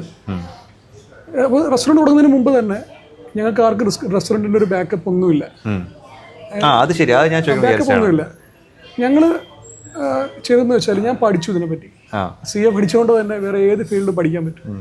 ബുക്സുകൾ മേടിച്ച് റെസ്റ്റോറൻറ്റിന് എങ്ങനെ എഫക്റ്റീവ് റെസ്റ്റോറൻറ്റ് ആക്കാം എന്നുള്ളതിൻ്റെ ബുക്സുകൾ മേടിച്ചിരുന്നിട്ട് പഠിച്ചു. ആ കുഴിമന്തിയുടെ ഒരു പ്ലാനുള്ള ആ സമയത്ത് തന്നെ പഠിച്ചു തുടങ്ങിയായിരുന്നു. ഇത് എങ്ങനെയാണിത് റെസ്റ്റോറൻറ്റ് ഫീൽഡ് ചെയ്യേണ്ടത്. അപ്പോൾ അതിൽ നിന്ന് കുറേ പോയിന്റ്സ് നമുക്ക് കിട്ടി, കുറേ പോയിന്റ്സ് കിട്ടി. അപ്പോൾ അതിൽ ഏറ്റവും പോയിന്റ്സ് എന്ന് വെച്ചാൽ ലൊക്കേഷൻ. ഇപ്പോൾ ലൊക്കേഷൻ ഇപ്പോൾ ഞങ്ങളുടെ ഇസ്ലാം മതി പറയാറുണ്ട്, ഏറ്റവും കൂടുതൽ സ്നേഹിക്കേണ്ടത് ആരെയാണെന്ന് ചോദിക്കാൻ പറയും, നബി പറയും ഉമ്മാനെ സ്നേഹിക്കണം, 2ാമതാരെ ഉമ്മ, 3ാമതാരെ ഉമ്മ, 4ാമത് ഫാദർ എന്ന് പറയും. അതുപോലെ റെസ്റ്റോറൻറ്റ് ഫീൽഡിൽ പറയുന്നത് എന്തായിരിക്കും ഷാസ് ബൈയുടെ ഇതിനകത്ത് എന്തായിരിക്കും ഫസ്റ്റ് പറയുന്നത്? ഞാൻ ചിന്തിച്ചിട്ടില്ല. പറഞ്ഞതുകൊണ്ട് എനിക്ക് മനസ്സിലായി ലൊക്കേഷൻ ഭയങ്കര ഇമ്പോർട്ടന്റ് ആണല്ലേ. ടേസ്റ്റ് എന്നുള്ളതായിരിക്കും എല്ലാവരും എടുക്കുന്നത്. അതെ, ശരിയാണ്. നമ്മളൊക്കെ ആദ്യം അങ്ങനെ പറയാം, നല്ല ടേസ്റ്റുള്ള ഫുഡ് കിട്ടും എന്നുള്ളതാണ് ഫസ്റ്റ് ചോദ്യം. ഫീൽഡിൽ അതല്ല. റെസ്റ്റോറൻറ്റ് ഫീൽഡിൽ ലൊക്കേഷൻ 3 വട്ടം ലൊക്കേഷൻ പറഞ്ഞിട്ടാണ് 4ാമത്തെ വട്ടം ടേസ്റ്റ് പറഞ്ഞിരിക്കുന്നത്. ഈ നോളജ് നമുക്ക് കിട്ടുന്നത് തിയറിറ്റിക്കലായിട്ട് നമ്മൾ പല ഓതേഴ്സിൻ്റെ റീഡ് ചെയ്തെടുക്കുകയാണ്. അവിടെ നിന്നാണ് നമുക്ക് മനസ്സിലായത് ലൊക്കേഷൻ നമുക്ക് ഏറ്റവും വലിയൊരു ഫാക്ടറാണ് അതിനകത്ത്. അല്ലാതെ നമുക്ക് നല്ല ഫുഡ് ഉണ്ടെന്ന് പറഞ്ഞിട്ട് വേറെ ഏതെങ്കിലും സ്ഥലത്ത് കൊണ്ടിട്ടുണ്ടെന്ന് ഒരിക്കലും ബിസിനസ് വരത്തില്ല. അതൊരു കാര്യം, ലൊക്കേഷൻ നമുക്ക് സെറ്റ് ആകണം. പിന്നെ ടേസ്റ്റ് ഒബിയസ്ലി ടേസ്റ്റ് ഉണ്ടായിരിക്കണം, നമ്മൾ കൊടുക്കുന്ന പ്രൊഡക്റ്റിന് വർത്തുണ്ടായിരിക്കണം. പിന്നെ അടുത്ത് കിട്ടിയ ഏറ്റവും വലിയ കാര്യം എന്ന് വെച്ചാൽ എനിക്കൊരു ഷെഫുണ്ട്. ഷെഫ് എന്ന് വെച്ചാൽ എൻ്റെ ഒരു പാർട്ണറായിട്ട് ഞങ്ങളുടെ ഡയറക്ടർഷിപ്പിലൊരു ഷെഫുണ്ട്. ആ ഷെഫിനെ ഞങ്ങൾ ഹയർ ചെയ്തതൊരു പോയിന്റിൽ നിന്നാണ്. ഈ ഒരു ബുക്കിനകത്ത് ഇത് പറഞ്ഞിട്ടുണ്ടായിരുന്നു, നിങ്ങളുടെ കൂടെ ഒരു ഷെഫ് ഉണ്ടെങ്കിൽ, പാർട്ണറായിട്ടൊരു ഷെഫ് ഉണ്ടെങ്കിൽ നിങ്ങൾ ഓക്കെയാണ്, കാരണം നിങ്ങൾക്ക് പേടിക്കണ്ട. അപ്പം അങ്ങനെ നമുക്കൊരു ആഗ്രഹം ഉണ്ടായിട്ട് നിൽക്കുന്ന സമയത്താണ് ഒരു നോമ്പിന് ഞാനൊരു ഉള്ളിവട കഴിക്കുന്നത്. ഒരു സവോള വട എന്ന് പറയും, നമ്മുടെ നാട്ടിൽ ഉള്ളിവട, ഉള്ളിയിട്ട് പൊടിക്കുന്നൊരു വട. ഞാൻ ഈ നോമ്പിന് ഇതിങ്ങനെ നോമ്പ് തുറക്കുമ്പോൾ കഴിച്ചപ്പോൾ ഭയങ്കര ടേസ്റ്റ്. അപ്പോൾ ഞാൻ എൻ്റെ വാപ്പി എടുത്ത് കഴിച്ചു. വാപ്പി ഇത് എവിടെ നിന്നാണ് മേടിച്ചു? വാപ്പി പറഞ്ഞാൽ നിനക്കറിയാവുന്ന പയ്യൻ തന്നെ അവിടെ ഒരു കടയുണ്ട്, പൊരിക്കടയുണ്ട്, അവിടെ ചെയ്തുകൊണ്ടിരിക്കുകയാണെന്ന് പറഞ്ഞു. അങ്ങനെ ഞാനപ്പോൾ എൻ്റെ ഇക്കാനെ വിളിച്ച് പറയും, സജിദ് ഇക്കാനെ വിളിച്ച് പറയും, നിൽക്കുക ഒരു പയ്യനുണ്ട്, ടേസ്റ്റുള്ള പയ്യന്, നല്ല സവോള വടയാണ്. ഇക്കൊക്കെ അറിയാം, പയ്യനറിയാം. ഇപ്പോഴും നമ്മൾ സംസാരിച്ചിട്ടില്ല. അപ്പോൾ ഞങ്ങൾക്കൊരു ലൊക്കേഷൻ കിട്ടുന്ന ആദ്യം പറഞ്ഞിരുന്നല്ലോ, പ്രോപ്പർട്ടി ആലപ്പി കിട്ടിയിട്ടുണ്ട്. ഈ ആലപ്പിയുടെ ഫ്രണ്ടിൽ ഒരു പൊരിക്കട തുടങ്ങാൻ വേണ്ടിയിട്ട് ഇവൻ നമ്മൾ അപ്രോച്ച് ചെയ്യുന്നത്. അങ്ങനെ വന്നപ്പോൾ ഉടനെ സജിദിക്ക് പറഞ്ഞു, അങ്ങനെ ഒരു ലൊക്കേഷനായിട്ട് തരത്തില്ല, നിനക്ക് വേണം ഞങ്ങൾ ഓണർഷിപ്പ് തരാം എന്ന് പറഞ്ഞു. അപ്പോൾ ഞാൻ സജിദിക്കായിട്ട് നല്ല ബന്ധമുണ്ട്, ബ്രദർ ഷാഹിദ്, എല്ലാവരും അങ്ങോട്ടും ഇങ്ങോട്ടും നല്ല ബന്ധമുണ്ട്. പക്ഷേ ഇവൻ ഔട്ട്സൈഡറാണ്, ട്രസ്റ്റ് ചെയ്യണോ നമ്മൾ. അപ്പം ഞാനിങ്ങനെ പറഞ്ഞു, കുബാബയുടെ പ്ലാൻ ഇങ്ങനെയൊക്കെ ആയിരിക്കും, ഇതൊക്കെ ആയിരിക്കും എല്ലാം പറഞ്ഞിട്ടുണ്ട്. ഇവൻ റെഡിയായി ഇൻവെസ്റ്റ് ചെയ്യാൻ. അപ്പോൾ മാഷാഅല്ലാ ബിസിനസ്സൊക്കെ ആയി, സക്സസ് ആയതിനു ശേഷം ഒരു ദിവസം ഞങ്ങളിങ്ങനെ ട്രാവൽ ചെയ്യുമ്പോൾ ഞങ്ങളോട് ചോദിച്ചു, ഈ കൂട്ടത്തിൽ ഞങ്ങൾ ബാക്കിയുള്ളവരെല്ലാവരും അങ്ങോട്ടും ഇങ്ങോട്ട് കണക്ഷൻ ഉള്ളവരാണ്, നീ എങ്ങനെ ട്രസ്റ്റ് ചെയ്തു? അങ്ങനെ നിങ്ങൾ പറഞ്ഞൊരു വേർഡുണ്ട്, നിങ്ങളെങ്ങാനും സക്സസ് ആയി പോയി കഴിഞ്ഞാൽ എനിക്ക് വിഷമമാകത്തില്ല. അതാണ് അവൻ്റെ പോയിന്റ്. അപ്പോൾ അവൻ എന്തെങ്കിലും ഒരു കാര്യം ചെയ്യാൻ വേണ്ടി ഇരിക്കുന്ന സമയത്തായിരുന്നു നമ്മൾ. അപ്പോൾ അതുകൊണ്ട് തന്നെ ഒരു ഷെഫ് നമ്മുടെ കൂടെ ഉണ്ട്. അതുകൊണ്ട് തന്നെ എല്ലാ ടേസ്റ്റും നമ്മുടെ സെൻട്രലൈസ്ഡ് ആയിട്ടുള്ള യൂണിറ്റിൽ നിന്ന് അടിച്ചു വരുന്ന ടേസ്റ്റുകളാണ്. എല്ലാം അവിടെ നിന്ന് അടിച്ചു വരുന്നത്, എല്ലാം റെസിപ്പി ബേസ്ഡ് ആണ്. ടേസ്റ്റ് എവിടെയും ഏത് ലൊക്കേഷനിൽ പോയാലും നിങ്ങൾക്ക് ടേസ്റ്റ് മാറില്ല. ആ രീതിയിലാണ് നമ്മൾ പ്ലാൻ ചെയ്തത്. അപ്പോൾ നമ്മുടെ ഒരു ഷെഫ് ഉണ്ട്. നമ്മുടെ ഇവിടെ വരുന്ന എല്ലാ സ്റ്റാഫുകളാണെങ്കിലും ഈ മസാലകൾ അവർക്ക് മേക്ക് ചെയ്യുന്നില്ല, അവർക്ക് അവരുടെ അത് എന്ത് ചെയ്യാം, ജസ്റ്റ് മാഗ്നേറ്റ് ചെയ്യാം, എടുക്കുക, ഒന്നുമില്ല. അപ്പോൾ പാഷൻ, പിന്നെ റിസർച്ച് പഠിക്കണം കുറിച്ച്, എന്നിട്ട് മാത്രം ഇറങ്ങുക പരിപാടി. സി ആണ് തന്നത്. സി ഒരു റിസർച്ച് കണക്ക് തന്നെ ഫൈനലൊക്കെ പഠിക്കുന്നത്. ഏത് ഫീൽഡിലോട്ട് നമ്മൾ ഇറങ്ങുന്നു ആ ഫീൽഡ് നമുക്ക് അറിയത്തില്ല എന്നുണ്ടെങ്കിൽ നമുക്ക് പഠിക്കാനുള്ള കഴിവ് ദൈവം തന്നിട്ടുണ്ട്. ആ കഴിവ് നമ്മൾ യൂസ് ചെയ്യുക, പഠിക്കുക, പിന്നെ എന്താ പ്രാർത്ഥനയും അങ്ങനെയുള്ള കാര്യങ്ങളൊക്കെ മുന്നോട്ട് കൊണ്ടുപോകും. പിന്നെ നമ്മൾ നെഗറ്റീവ് കാര്യങ്ങളിൽ ഇടപെടാതിരിക്കുക എന്ന് വെച്ചാൽ വേറെ ഒന്നുമല്ല, നമ്മളിപ്പോൾ കൊടുക്കുന്ന ഫുഡിൻ്റെ ടേസ്റ്റ് നമുക്ക് ഒരു രീതിയിലുള്ള ആഡിങ് ഉണ്ടാകാൻ പാടില്ല, അതേ ഉള്ളൂ. മറ്റുള്ള ഒന്നും കൊടുക്കുന്നത്. ഇപ്പം ഞാൻ ഇവിടെ നിന്ന് കഴിക്കാറുണ്ട്. ഞാൻ കൊച്ചി ക്ലാസ്സിൽ വന്നു കഴിഞ്ഞാൽ ഞാൻ 4-5 ദിവസം ഞാൻ കുബാബയിൽ തന്നെ കഴിക്കുന്നത്. ഇപ്പം എൻ്റെ കുഞ്ഞും ഇവിടെ വന്ന് കഴിക്കുന്നത്, ഞങ്ങളെല്ലാവരും ഇവിടെ തന്നെ കഴിക്കുന്നത്. അപ്പം അതെപ്പോഴും വന്ന് കഴിച്ചുകൊണ്ട് പോകുന്നത്. അങ്ങനെയുള്ള ഒരു ഫുഡാണ് നമ്മൾ ചെയ്യുന്നത്. പിന്നെ ഞാൻ അറബി പോയാലും ഞാൻ വേറെ റെസ്റ്റോറൻറ്റിൽ കഴിക്കാറില്ല. അവിടെ ഷവർമയൊക്കെ ഉണ്ട്, ഷവർമ, അൽഫാം. ഒന്ന് എനിക്ക് ടേസ്റ്റ് ചെക്ക് ചെയ്യണം, 2 എനിക്ക് കഴിക്കാൻ ഇഷ്ടമാണ്. എനിക്ക് ഹെൽത്തി ആയിട്ടുള്ള സാധനം ആയതുകൊണ്ട് ഞാൻ അവിടെ നിന്ന് തന്നെ കഴിക്കും. നമ്മളിവിടെ പുറത്തുള്ള ആൾക്കാർക്ക് ഇത് കുബാബയാണെങ്കിൽ ട്രിപ്ലൈയിൽ ഷഹീർ സാറിൻ്റെ കടയാണ്. ഷഹീർ സാറിൻ്റെ കടയിൽ പോവാം. അപ്പോൾ അത്രയും കുട്ടികൾ അവിടെ വരുന്നുണ്ട്, നമ്മുടെ എംപ്ലോയീസ് അവിടെ വരാറുണ്ട്. അപ്പോൾ അത് പറയുമ്പോൾ ഇത്രയും കാലത്തെ അധ്യാപന ജീവിതത്തിനിടയിൽ ഒരുപാട് കുട്ടികളെ പഠിപ്പിച്ചിട്ടുണ്ട് സാറ്. അപ്പോൾ ഈ ഏതെങ്കിലും സ്റ്റുഡൻറ്റിൻ്റെ 1-2 സ്റ്റുഡൻസിൻ്റെ എന്തെങ്കിലും സ്റ്റോറി സാറിന് ഷെയർ ചെയ്യാനുണ്ടെങ്കിൽ, കേൾക്കുന്ന CA പഠിക്കാൻ ആഗ്രഹിക്കുന്ന ആൾക്കാർക്ക് എന്തെങ്കിലും മോട്ടിവേഷൻ ആവുന്ന എന്തെങ്കിലും സ്റ്റോറീസ് അങ്ങനെ എന്തെങ്കിലും എക്സ്പീരിയൻസ് ഉണ്ടോ സാറിന്? സ്റ്റുഡൻസ് കുറേ അധികം സ്റ്റുഡൻസ് കണക്റ്റഡ് ആയിട്ടുള്ള സ്റ്റുഡൻസ് ഉണ്ട്. അതിൽ തന്നെ എല്ലാവർക്കും അംബിഷൻസ് ഉള്ളവരാണ് ഈ വരുന്നവർ. ഇവരെ നമുക്ക് നമ്മുടെ റൈറ്റ് പാത്തിലോട്ട് ഒരു മെൻറ്റർ വേണം. മെൻറ്റർ എന്ന് പറഞ്ഞാൽ നമ്മൾ ഇവർക്ക് ഡയറക്റ്റ് ചെയ്ത് കൊടുത്ത് ഇവർ നല്ലൊരു പാത്തിലേക്ക് എത്തും. അതെനിക്കങ്ങനെ ഫീൽ ചെയ്തിട്ടുണ്ട് പലപ്പോഴും. ഇപ്പോൾ ഒരു സ്റ്റുഡൻറ്റ്, മെൽവിൻ ഒരു സ്റ്റുഡൻ്റ് ഉണ്ട്, അവൻ 5 വട്ടം ഫൗണ്ടേഷൻ ഫെയിലായത്. ഫൗണ്ടേഷൻ 5 വട്ടം ഫെയിലായിട്ട് പിന്നെ സിയിലേക്ക് എത്തിച്ചേരണമെന്ന് പറഞ്ഞിട്ട് നേരെ ഡയറക്റ്റ് എൻട്രി വഴി BCom കഴിഞ്ഞ് ഡയറക്റ്റ് എൻട്രി വഴി സിയിലേക്ക് വന്നു. ഇടയ്ക്ക് ഞാൻ ക്ലാസ്സിൽ ചെന്നിട്ട് ഫസ്റ്റ് ദിവസം ഇങ്ങനെ വിളിക്കും, ആരെങ്കിലും എന്നെ അങ്ങോട്ട് ഇറക്കുമെന്ന് ചോദിക്കും. അപ്പോൾ ആരെങ്കിലും വരും. പിന്നെ അവരോട്ട് ഞാൻ പോകുന്നത് ഫുഡ് കഴിക്കാൻ പോകുന്നത്. അപ്പോൾ അവരോട്ട് പോകുമ്പോൾ അവരെന്നോട് കമ്മ്യൂണിക്കേറ്റ് ചെയ്യുന്ന പോലെ അവരോട് കമ്മ്യൂണിക്കേറ്റ് ചെയ്യും. ചിലർ എൻ്റെ ബിസിനസ്സിനെ കാര്യം ചോദിക്കുമ്പോൾ ഞാൻ ബിസിനസ്സിനെ കാര്യം പറഞ്ഞു കൊടുക്കും. CA പഠിക്കുന്ന കാര്യം ചോദിക്കുമ്പോൾ ഞാൻ അത് പറഞ്ഞു കൊടുക്കും. അവരെന്താണ് എന്നോട് ചോദിക്കുന്ന കാര്യങ്ങൾ അതിന് അവർക്ക് കറക്റ്റായിട്ടുള്ളൊരു മറുപടി എൻ്റെ അനുഭവത്തിൽ നിന്നുള്ളത് ഞാൻ പറഞ്ഞു കൊടുക്കാറുണ്ട്. അങ്ങനെ മെൽവിൻ ഇങ്ങനെ മെൽവിൻ ആ ബാച്ചിൽ ഞാനോട്ട് ഫുഡ് കഴിക്കാനൊക്കെ വന്നുകൊണ്ടിരുന്നത്. അപ്പോൾ അവനിങ്ങനെ അംബിഷനുള്ള കാര്യങ്ങളെല്ലാം പറയും. അങ്ങനെ ഓരോ കാര്യങ്ങൾ സംസാരിച്ച് എനിക്ക് മനസ്സിലായി സ്പാർക്കുള്ള ഒരാളാണ്, അടുത്ത ലെവലിലേക്ക് പോകേണ്ട ഒരാളാണ്. അപ്പം നമ്മളിങ്ങനെ മോട്ടിവേറ്റ്, ഞാൻ ഒരു കാര്യങ്ങൾ പറഞ്ഞ് മോട്ടിവേറ്റ് ചെയ്യും, വിട്ടു കൊടുക്കരുത്, പഠിക്കണം. അപ്പം അവനങ്ങനെ ഉള്ള ആൾ തന്നെയാണ്, നമ്മുടെ ഒരു ക്യാരക്ടറുള്ള ഒരാളാണ്. ഓക്കെ ചെയ്യാമെന്നൊക്കെ ചെയ്യാം. പിന്നെ ഫസ്റ്റ് അറ്റംപ്റ്റ് എടുത്ത് നമ്മുടെ ഇവിടെ നിന്ന് ഏറ്റവും നല്ല മാർക്ക് മേടിച്ച് പാസ്സായിട്ടുണ്ട്. ഇപ്പോൾ ഫൈനൽ പഠിക്കുന്നു, ഫൈനൽ അടിക്കുമെന്ന് ഈ അറ്റംപ്റ്റ് ക്ലിയർ ആവും, ആ രീതിയിലോട്ടായി. അപ്പോൾ ഫൗണ്ടേഷൻ 5 തൊട്ട് ഫെയിലായിട്ടും എന്താ നമുക്കങ്ങനെ ഇതാക്കാറുണ്ട്. അപ്പോൾ എൻ്റെ അടുത്ത് വിളിച്ച് കരച്ചിലായിരുന്നു. ഒരുപാട് ഞാൻ ക്ലാസ് എടുത്തുകൊണ്ടിരിക്കുമ്പോൾ ഫസ്റ്റ് അറ്റംപ്റ്റ് പാസ്സായിട്ട് എന്നെ വിളിച്ചിട്ട് ഫോണിൽ കൂടെ കരയും. പിന്നെ ഞാൻ ക്ലാസ് എടുത്തുകൊണ്ടിരിക്കുക കാലിക്കറ്റ്. ഇപ്പം കൊച്ചിയിൽ നിന്ന് തന്നെ വിളിക്കുകയാണ് പാസ്സായിട്ട്, സാറേ എനിക്ക് കോസ്റ്റിങ്ങിന് 90 മാർക്കുണ്ട് സാർ. അത് ഇവ കരയുന്നത്, ഞാൻ ഇവിടെ കരയല്ലേ, കരയാതെ നീ എൻജോയ് ചെയ്തു. പക്ഷെ അതൊരു സന്തോഷത്തിൻ്റെ ഒരു ഇതാണ്. എനിക്ക് അങ്ങനത്തെ ഫീലിങ്സ് ഉണ്ടായിട്ടുണ്ട്. മാത്രമല്ല ഒത്തിരി സ്റ്റുഡൻസ് ഇപ്പോൾ വരുന്ന സ്റ്റുഡൻസ് എല്ലാവരും ഞാൻ പണ്ട് ഞങ്ങളുടെ ഉള്ള കാലഘട്ടത്തിലുള്ള ഒരു ഐക്യമുള്ളവരല്ല വരുന്നത്. ഈ ഐക്യമുള്ള സ്റ്റുഡൻസ് ഇപ്പോൾ വരുന്നത്. ഒരു കുറച്ചും കൂടെ ഒന്ന് ഈ സോഷ്യൽ മീഡിയ പോലുള്ള എല്ലാം മാറ്റി വെച്ചിരുന്ന് പഠിച്ചാൽ അവർക്ക് വളരെ എളുപ്പം കംപ്ലീറ്റ് ചെയ്യും. ആ ഉഴപ്പും അല്ലെങ്കിൽ അവരുടെ ഒരു ഫോക്കസ് മാറിപ്പോകുമ്പോഴാണ് ഇഷ്യൂ വരുന്നത്. ഫോക്കസ് അവർ കറക്റ്റായിട്ട് കൊടുത്തു കഴിഞ്ഞാൽ ഇപ്പോൾ സ്റ്റുഡൻസിൻ്റെ ഐക്യം ഭയങ്കര ഐക്യം ഞാൻ ഫീൽ ചെയ്യാറുണ്ട്. ഓക്കെ. സാധാരണ എപ്പോഴും ഈ യുവതലമുറയെ കുറ്റപ്പെടുത്തുന്നത് കേട്ടിട്ടുണ്ട്. ഇപ്പോൾ സാറ് ഒരു കോംപ്ലിമെൻ്റാണ് കൊടുത്തത്, ഐക്യം നന്നായിട്ടുണ്ട്, പണിയെടുത്താൽ മതി എന്നുള്ള പോയിന്റ്. ഇപ്പോൾ ഒരു കുട്ടി CA ജോയിൻ ചെയ്യാണ്, +2 കഴിഞ്ഞിട്ട് അല്ലെങ്കിൽ ഡിഗ്രി ഉണ്ടെങ്കിൽ സാർ അവർക്ക് കൊടുക്കുന്നൊരു 1 അഡ്വൈസ് എന്ന് പറയുന്ന ഒരു ടിപ്പ് അല്ലെങ്കിൽ എന്തായിരിക്കും ഒരു പ്രത്യേക കാര്യം ശ്രദ്ധിക്കാൻ എന്തായിരിക്കും സാർ പറയുന്നുണ്ടാവുക? നിങ്ങളുടെ പാരൻസിനെ പറ്റി മാത്രം ആലോചിക്കുക, വേറെ ഒരു ടിപ്പും ഇല്ല. അവർ നിങ്ങളുടെ മേളിൽ ഭയങ്കര അംബിഷൻ വെച്ചിട്ടുണ്ട്. നിങ്ങൾ CA ആയിട്ട് അവർക്ക് കൊണ്ടുവന്നിട്ട് കുറേ ക്യാഷ് കൊടുക്കണമെന്നോ അതൊന്നും അവർ ആഗ്രഹിച്ചിട്ടില്ല. അവരാഗ്രഹിച്ചിരിക്കുന്നത് എൻ്റെ മക്കൾ നന്നായിട്ട് ജീവിക്കണം എന്ന് വിചാരിച്ച് മാത്രമാണ് അവർ നിങ്ങൾക്ക് വേണ്ടി സ്പെൻഡ് ചെയ്യുന്നത്. അങ്ങനെയാണ്. അല്ലാതെ അവർക്ക് തിരിച്ചതിന് റിട്ടേൺ കിട്ടണമെന്ന് പറഞ്ഞിട്ട് ഒരു ഇൻവെസ്റ്റ്മെൻറ്റ് പോലെ ഒന്നല്ല അവർ കാണുന്നത്. എൻ്റെ കുട്ടികളുടെ ഭാവി സുരക്ഷിതമാകണം, അത് എന്നിട്ടാണ് അവർ സ്പെൻഡ് ചെയ്യുന്നത്. ഏറ്റവും കൂടുതൽ ഞാൻ കണ്ട കോഴ്സിൻ്റെ ബെനിഫിറ്റ് എന്ന് വെച്ചാൽ ഒരു വലിയ ഫിനാൻഷ്യൽ ബാക്കപ്പ് ഇല്ലാത്തൊരു ഫാമിലിക്കും പഠിപ്പിക്കാൻ പറ്റുന്നൊരു കോഴ്സാണ് CA. ചില ആൾക്കാർക്ക് അവർക്കിത് വലിയൊരു എമൗണ്ട് ആയിട്ട് തോന്നുന്ന ഫാമിലീസും ഉണ്ടാവും. കാരണം അത്രയ്ക്ക് പൂറായിട്ടുള്ള ആളുകളുണ്ടെങ്കിൽ അവരൊക്കെ വളരെ കഷ്ടപ്പെട്ടിട്ടാണ് ഈ പൈസ മുടക്കുന്നത്. അവർക്ക് നിങ്ങൾ ആ പൈസയ്ക്ക് ഒരു മൂല്യം കാണണം. അത് കണക്ക് തന്നെ നിങ്ങൾ അവർക്ക് വേണ്ടിയിട്ട് തന്നെ പഠിക്കണം. ഞാൻ 3 ഫാക്ടറാണ് പറഞ്ഞത് CA. ഒന്ന് പാഷൻ എന്ന് വെച്ചാൽ നമ്മൾ ഈ ഇന്ത്യയിൽ തന്നെ ഏറ്റവും വലിയൊരു ഫിനാൻഷ്യൽ ബോഡിയാണ്, അക്കൗണ്ടിങ് ബോഡിയാണ് നമ്മൾ പഠിക്കുന്നത്. ആ ഒരു പാഷൻ മനസ്സിലുണ്ടാകണം. ഫെയിൽ ആകാൻ ചാൻസ് ഉണ്ട്, ഫെയിൽ ആകാതിരിക്കാത്തൊന്നുമില്ല. ഫെയിലിയർ വന്നാൽ നമ്മൾ അടുത്ത റൗണ്ട് പഠിക്കുക, പാസ്സാകുക. അപ്പോൾ ആ ഒരു റിസ്ക് ഫാക്ടർ ഇവിടെ ഉണ്ട്. പക്ഷെ അത് പാഷനായിട്ട് തന്നെ എടുക്കണം. ഏറ്റവും വലിയ കോഴ്സാണ് നമ്മൾ പഠിക്കുന്നത്, പാഷൻ നമ്മൾ എടുക്കണം. പിന്നെ ഹാർഡ് വർക്കിംഗ്, നിങ്ങൾ ഭയങ്കര ഹാർഡ് വർക്കിംഗ് ആയിരിക്കണം. പക്ക ഹാർഡ് വർക്കിംഗ്. ഹവേഴ്സ് പഠിക്കാൻ പറ്റുമെങ്കിൽ ഹവേഴ്സ് പഠിക്കുക. എപ്പോഴും നമ്മൾ എത്രത്തോളം പഠിച്ചുകൊണ്ടിരിക്കുന്നു അത്രത്തോളം നമ്മുടെ പാസ്സാകാനുള്ള ചാൻസ് കൂടും. ഞാൻ പിന്നെ പറയുന്നത് റിവിഷനാണ് ഇതിൻ്റെ ഏറ്റവും വലിയ പോയിന്റ്. റിവിഷൻ ചെയ്യണം. നമ്മൾ നമ്പർ ഓഫ് ടൈംസ് ഇത് റിവിഷൻ ചെയ്തുകൊണ്ടിരുന്നു കഴിഞ്ഞാൽ CA കംപ്ലീറ്റ് ചെയ്യാൻ പറ്റും, യാതൊരു ഇഷ്യൂ ഇല്ല. 3 കമ്മിറ്റ്മെൻറ്റ്, അതിലാണ് ഈ പറഞ്ഞ പോയിന്റ്. നമ്മുടെ പാരൻസിനോടും നമ്മുടെ ഫാമിലിയോട് ഒരു കമ്മിറ്റ്മെന്റ് ഉണ്ട്. ആ കമ്മിറ്റ്മെന്റ് ഒന്നും ഒരിക്കലും പിന്നോട്ട് പോകാൻ പാടില്ല. നിങ്ങൾ സക്സസ് ആയി കാണിക്കുന്നത് വരെ അവർ നിങ്ങൾക്ക് വേണ്ടി ഒരു എമൗണ്ട് സ്പെൻഡ് ചെയ്യാണ്. ആ എമൗണ്ട് നിങ്ങൾ യൂട്ടിലൈസ് ചെയ്യണം, അത് എഫക്റ്റീവായിട്ട് യൂട്ടിലൈസ് ചെയ്യണം. വൺസ് സക്സസ് ആകണം. അല്ലാതെ നമ്മളൊരു 4 കൊല്ലം പോയി ഒരു ഡിഗ്രി പോലെ പഠിച്ചിട്ട് പിന്നെ വേറെ ഏതെങ്കിലും ചെറിയ ജോലിക്ക് പോകാതെ.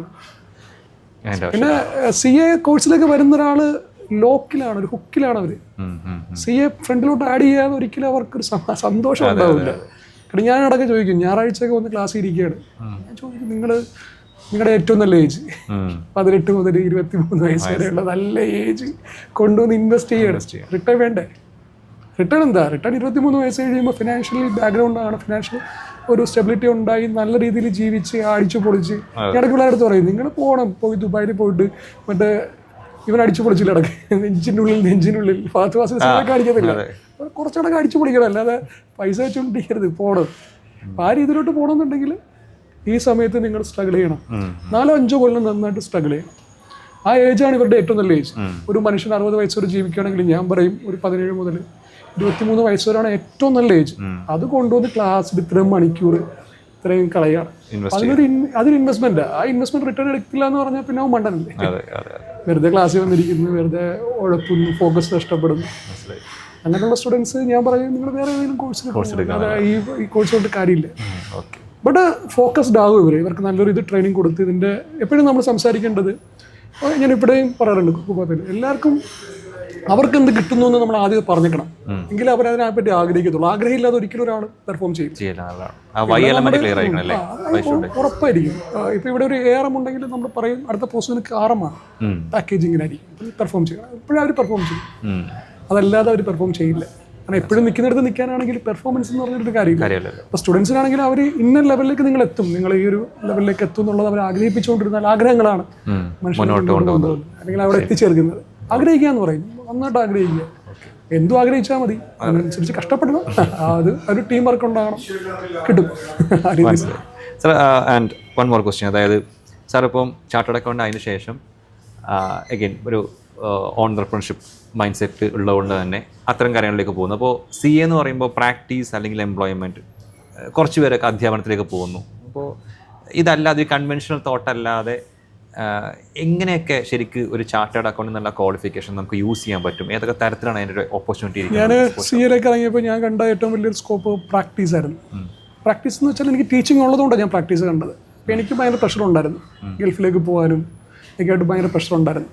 എൻ്റെ CA സമയത്ത് ഞാൻ പാസ്പോർട്ട് എടുത്തിട്ടില്ല, CA പഠിച്ചുകൊണ്ടിരുന്ന സമയത്ത്. കാരണം എന്നാണോ ഒരു മൊമെൻ്റ് ഉണ്ടാണ് ഞാൻ പോകേണ്ടി വരും, ഈ CA കംപ്ലീറ്റ് എടുത്താൽ പോകേണ്ടി വരും. അതുകൊണ്ട് ഞാൻ എടുത്തിട്ടില്ല. ഞാൻ CA കംപ്ലീറ്റ് ആയിട്ടാണ് ഞാൻ എൻ്റെ പാസ്പോർട്ട് ഞാൻ എടുക്കുന്നത് തന്നെ. കാരണം എനിക്കറിയാം എൻ്റെ വീട്ടിലെ വിഷയങ്ങളുള്ളതുകൊണ്ട് ഞാൻ ചിലപ്പോൾ എൻ്റെ ഒരു മൈൻഡ് സെറ്റ് വെച്ചിട്ട് ഞാൻ പോകാൻ തീരുമാനിക്കും. ഞാൻ ചെയ്തിട്ടില്ല, പാസ്പോർട്ട് എടുത്തില്ല, അതുകൊണ്ട് പുറത്തോട്ട് പോകത്തില്ല. അപ്പോൾ ഞാൻ പ്രാക്ടീസും ടീച്ചിങ്ങും കൂടെ ഓപ്റ്റ് ചെയ്ത ഒരാളാണ്. അത് കഴിഞ്ഞിട്ട് ഞാൻ ആലോചിച്ചു, ഫാമിലി ബിസിനസ് അല്ലെങ്കിൽ ആൾക്കാരുണ്ട് അവർ ബിസിനസ് ചെയ്യുന്നുണ്ട്, അവരോട് ഒരു സപ്പോർട്ട്, അങ്ങനെ ബിസിനസ് മൈൻഡിലേക്ക് വന്ന കാര്യങ്ങൾ. നേരെ മറിച്ച് ഞാൻ എംപ്ലോയ്മെൻറ്റിലേക്ക് ആദ്യം പോകുമായിരുന്നെങ്കിൽ ചിലപ്പോൾ എനിക്ക് ഇങ്ങനെ ചെയ്യാൻ പറ്റില്ല. ഒരു എംപ്ലോയ്മെന്റിൽ ഞാൻ നിൽക്കുന്ന സമയത്ത് എനിക്ക് കുറേ റെസ്ട്രിക്ഷൻ ഉണ്ട്, എൻ്റെ ഹവേഴ്സ് ഇത്രയാണ്, ഇങ്ങനെയാണ് നിൽക്കുന്നത്. അപ്പം എനിക്ക് എൻ്റെതായിട്ടുള്ള രീതിയിലുള്ള ഒന്നിനോട്ടൊരു സമയം കിട്ടില്ല. അതുകൊണ്ട് ഞാൻ പറഞ്ഞല്ലോ, NIT ഞാൻ പഠിപ്പിക്കാൻ കയറിയ സമയത്ത് ഉണ്ടാകുന്ന വിഷയത്തിൽ എനിക്ക് മനസ്സിലായി എനിക്ക് എംപ്ലോയ്മെന്റ് സ്യൂട്ട് ആകത്തില്ല. അപ്പം ആ ഒരു തോട്ടിൽ നിന്നിട്ട് പിന്നെ ഞാൻ തിങ്ക് ചെയ്തത് നമുക്ക് നമ്മുടേതായിട്ടുള്ള ഏറ്റവും വലിയത് ഞാൻ കണ്ടത് സമയമാണ്, എൻ്റെ സമയം. ആ സമയം നമുക്ക് കിട്ടണമല്ലോ. പഠിപ്പിക്കാൻ പോകണമെന്ന് പറഞ്ഞാൽ എൻ്റെ ഒരു പാഷനാണ്. ആ പാഷനിൽ നിന്ന് എനിക്ക് വിട്ടുപോകാൻ പറ്റില്ല. ഞാൻ ഇടയ്ക്ക് ആലോചിച്ചു കുറച്ചും കൂടെ ഒന്ന് ഫ്രീ ആകണം. അപ്പോൾ ഞാൻ കാലിക്കറ്റിലുള്ള ബാച്ച് ഞാനൊന്ന് സ്റ്റോപ്പ് ചെയ്തു. ഇപ്പോൾ കൊച്ചിയിൽ പഠിപ്പിക്കാന്ന് പറഞ്ഞാൽ പഠിപ്പിച്ചില്ല എന്നുണ്ടെങ്കിൽ പിന്നെയും ഞാൻ ഇതാകാണ്, ഞാൻ ഐഡിയലാകാണ്. ഞാൻ ആക്ച്വലി പഠിപ്പിക്കുന്ന കാര്യത്തിനകത്ത് നമുക്കൊരു ഇതുണ്ടാകണം, അതൊരു ആഗ്രഹമാണ്, അതൊരു പാഷനാണ്, ഞാൻ ആഗ്രഹിച്ചൊരു കാര്യമാണ്. ഇതിന് പെട്ടെന്ന് വിട്ടുപോകാൻ പറ്റില്ല. എല്ലാ കാര്യങ്ങളും ഈ മൂന്നാണ് ഞാൻ സ്കോപ്പായിട്ട് കണ്ടത്. ഞാൻ കണ്ടത് പ്രാക്ടീസ് എടുക്കാം, അങ്ങനെയൊക്കെ തന്നെ നമുക്ക് ടീച്ച് ചെയ്യാം. പിന്നെ ബിസിനസ്സുകളുടെ അതറായിട്ട് പിന്നെ ആഗ്രഹങ്ങളിലോട്ട് വന്ന കാര്യമാണ് റെസ്റ്റോറൻറ്റ് ആഡാക്കാം എന്നുള്ളതൊക്കെ. എംപ്ലോയ്മെന്റിന് പോകുന്നവർക്ക് നല്ലതാണ്. ചിലപ്പോൾ എൻ്റെ ക്യാരക്ടർ വെച്ച് എംപ്ലോയ്മെന്റ് സൂട്ട് ആകാത്തായിരിക്കാം. എബ്രോഡ് പോകുന്ന ആൾക്കാരുണ്ട്, നന്നായിട്ട് ഏൺ ചെയ്യുന്ന ആൾക്കാരുണ്ട്, ലാക്സുകൾ ഏൺ ചെയ്യുന്ന, ലാക്സ് മാത്രമല്ല 5 lakhs to 10 lakhs ഒക്കെ ഏൺ ചെയ്യുന്ന ആളുകളുണ്ട്. എൻ്റെ കൂടെ പഠിച്ചിട്ടുള്ളവരൊക്കെ തന്നെ അവർ അവിടെ ഏൺ ചെയ്യുന്നുണ്ട്. മന്ത്ലി ഏൺ ചെയ്യുന്ന ആൾക്കാരുണ്ട് ദുബായിലൊക്കെ പോയിട്ട്. അപ്പോൾ അങ്ങനെയും അത് ചിലപ്പോൾ അവർക്ക് സാറ്റിസ്ഫൈഡ് ആണ്, അവർ അത്രയും എമൗണ്ട് കിട്ടി അവിടുത്തെ ലക്ഷറി ലൈഫിൽ അവർ സാറ്റിസ്ഫൈഡ് ആണ്. നമ്മളിവിടെ നമ്മുടെ ഈ ലൈഫിൽ സാറ്റിസ്ഫൈഡ് ആണ്. എപ്പോഴും നമ്മുടെ സാറ്റിസ്ഫാക്ഷൻ ആണ്, വേറെ ഒന്നുമല്ല. അൾട്ടിമേറ്റ്ലി നമ്മളെ ഹാപ്പി ആകുക എന്നുള്ളതാണ്. എനിക്കിപ്പോൾ ഒരാൾ ഫുഡ് കഴിച്ചിട്ട് കൊള്ളാന്ന് പറയുമ്പോൾ ഞാൻ ഹാപ്പി ആവും. എൻ്റെ ഹാപ്പിനെസ് ക്ലാസ് എടുത്തിട്ട് സ്റ്റുഡൻസിന് മാർക്ക് കിട്ടുമ്പോൾ ഞാൻ ഹാപ്പി ആവും. അതാണ്. ആൻഡ് ഈ ഒരു CA ജേണിയിൽ ഏറ്റവും കൂടുതൽ സാർ ഒരാളെ ഇപ്പോൾ മെൻറ്ററിൻ്റെ കാര്യം പറഞ്ഞു, കണ്ണേട്ടൻ എന്ന് വിളിക്കുന്ന അഗേഷ് ദാസ്, മൂപ്പരല്ലാതെ ഒരു സാർ പെട്ടെന്ന് ഓർക്കുകയാണെങ്കിൽ ആരൊക്കെയാണ് സാർ ജേണിയിൽ? ഞാൻ പറഞ്ഞല്ലോ, ഞാൻ അഗേഷ് ദാസ്, കണ്ണേട്ടൻ, മനുച്ചേട്ടൻ. ഞാൻ പറഞ്ഞു മനുച്ചേട്ടൻ എനിക്ക് മറക്കാൻ പറ്റാത്ത ഒരു വ്യക്തിത്വമാണ്. അതുപോലെ തന്നെ KK സാറാകട്ടെ, ഹരി സാറാകട്ടെ, ജിസിൻ സാറാകട്ടെ, SS രാജഗോപാൽ സാറുണ്ട്, പഠിപ്പിച്ച സാറുണ്ട്. അപ്പോൾ ഈ ഫാക്കൽറ്റീസിനൊന്നും നമുക്ക് മറക്കാൻ പറ്റത്തില്ല. ഫാമിലി സൈഡിൽ നിന്ന് എൻ്റെ പാരൻസ് ആണ് എന്നെ സപ്പോർട്ട് ചെയ്യുന്നത്. പിന്നെ ഇതിൻ്റെ MD ഉണ്ട്, കുബാബയുടെ MD സജീദിക്ക, അവരോടൊക്കെയുള്ള റിലേഷൻഷിപ്പ് എന്നൊക്കെ പറഞ്ഞു കഴിഞ്ഞാൽ നമ്മൾ സമയം ഒത്തിരി എടുക്കും. എങ്ങനെയാണ് അവരുമായിട്ട് ഇത്ര കണക്ഷൻ ആയത് ഒക്കെ ഒരു സാഹചര്യങ്ങളിൽ നമ്മളെ സഹായിക്കാൻ വേണ്ടിയിട്ട് നമ്മളൊരു മനസ്സിൽ കാണിക്കുന്ന ആൾക്കാരാണ്. അന്നൊക്കെ എനിക്ക് ഫിനാൻഷ്യലി ഭയങ്കര ഒരു ഇഷ്യൂസൊക്കെ ഉണ്ടായപ്പോൾ ഒരു പരിചയമില്ലാഞ്ഞിട്ടും എനിക്ക് എമൗണ്ട് തന്ന ആളാണ് സജീദിക്കടുത്ത്. ഞാനിപ്പോൾ അത് പറയാറില്ല, പക്ഷേ അതൊക്കെ ഒരു സ്റ്റോറി തന്നെയാണ്, ആ ബിൽഡ് വെച്ച സ്റ്റോറി. അപ്പോൾ കുറേ ആൾക്കാരുണ്ട്. ഇപ്പം ഞാൻ പാസ്സായ സമയത്ത് സന്തോഷിച്ച് എൻ്റെ വീട്ടിൽ വന്നിട്ട് എന്നെ കെട്ടിപ്പിടിച്ച് കരഞ്ഞ ആളുകളൊക്കെ ഉണ്ട്. എൻ്റെ വീടിൻ്റെ ഓപ്പോസിറ്റ് താമസിച്ചൊരു ചേച്ചിയുണ്ട്, ജയമോളജി എന്ന് പറയും. ആ ചേച്ചിയുടെ ഹസ്ബൻഡ് എബ്രോഡാണ്, ചേച്ചി അമേരിക്കയിലാണ്. അപ്പോൾ അവർക്ക് നമ്മുടെ വീട് തൊട്ട് മുമ്പിൽ തന്നെയാണ്. ഇവർക്ക് നമ്മളോട് ഭയങ്കര ഒരു ഇതാണ്. ഒരു തവണ എനിക്ക് ക്ലാസ്സിൽ പോകാൻ പൈസ ഇല്ല, ഫെബ്രുവരി ക്ലാസ്സിൽ പോകണം. ഫെബ്രുവരി 20-നോ ക്ലാസ്സിൽ പോകണം, പൈസ ആയിട്ടില്ല, ഒരു 5000 രൂപ ആവശ്യമുണ്ട്. വിജയം അപ്പം വേറെ ഒന്നുമില്ല, വീട്ടിൽ പൈസയുടെ ഒന്നുമില്ല, ഇരിപ്പില്ല, ഉമ്മക്ക് ഇനി ഒരു ഗോൾഡ് പോലും ഇല്ല ഡിസ്പോസ് ചെയ്യാൻ രീതിയിൽ ഇരിക്കുന്ന സമയത്ത് ജയപ്പോൾ വെച്ചുകൊണ്ട് വന്നിട്ട് പൈസ കൊടുത്തിട്ട് പറഞ്ഞാൽ അവനെ ക്ലാസ്സിൽ വിടാൻ പറഞ്ഞിട്ടുണ്ട്. അതവർ കണ്ടു മനസ്സിലാക്കി അവർ ക്ലാസ്സിൽ വിടുന്നില്ല, മോനെ കൊണ്ട് തന്നിട്ടുണ്ട്. അങ്ങനെ കുറേ ആൾക്കാരുടെ ഹെൽപ്പ് വന്നിട്ടുണ്ട് ഇതിനകത്ത്. അതൊക്കെ ഇപ്പോഴും നമ്മളെ വിളിക്കും, നമ്മളോട് ചെല്ലും, കാര്യം നമ്മൾ ഇമോഷണലാവും.